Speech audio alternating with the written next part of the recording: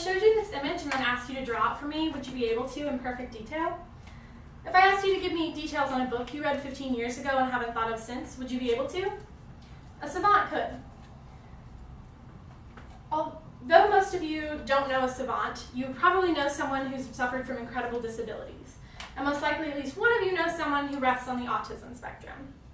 After listening to this presentation today, you'll be able to better understand one kind of autism, savant syndrome, and those who suffer from it. Savants may soon help us unlock the genius within our own minds, and to make sure we're all on the same page, I'm going to first define savant syndrome, then I'm going to go over the possible causes of savant syndrome, and I'm going to lastly touch on some of the common symptoms in savants. So now that we know what we're going to do, let's get right into it.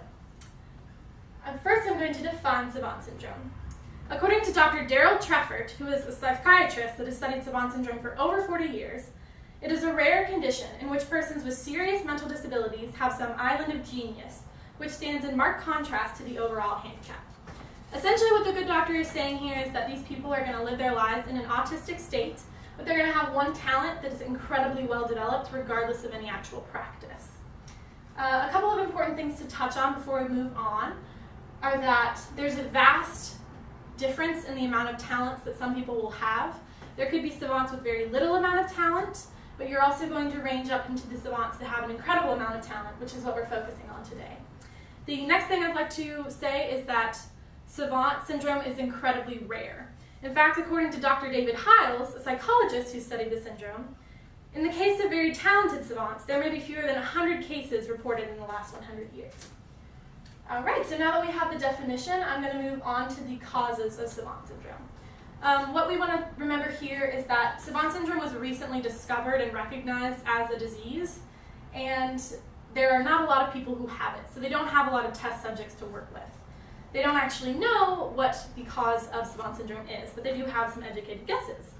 According to the Encyclopedia of Children's Health, a medical journal, some researchers hypothesize that it is caused by damage to a gene, and others believe that it's caused by some kind of damage to the left hemisphere of the brain. So again, we don't know what the exact cause of the syndrome is, but they are doing some studies right now that they're doing some guesswork with.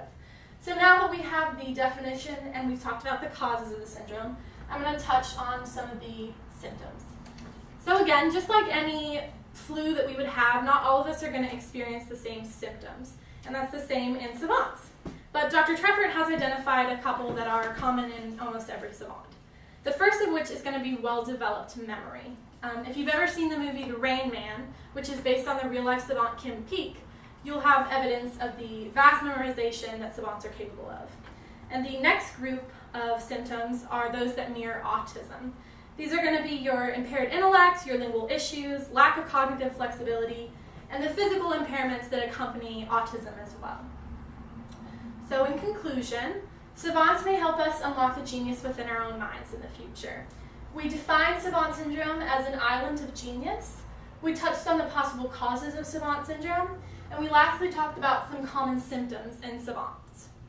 So I hope you all feel like you have a greater understanding of savant syndrome today, and that you may even have a desire to learn more about it. And I'd like to leave you with this quote by Albert Einstein.